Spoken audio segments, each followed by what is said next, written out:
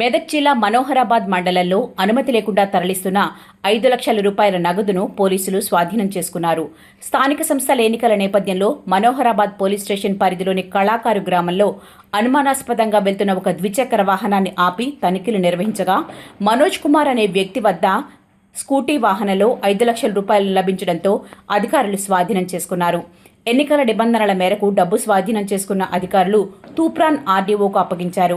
అనుమతి లేకుండా ఎవరైనా డబ్బులు తరలిస్తే చర్యలు తీసుకుంటామని తూప్రాన్ సీఐ రంగాకృష్ణ తెలిపారు.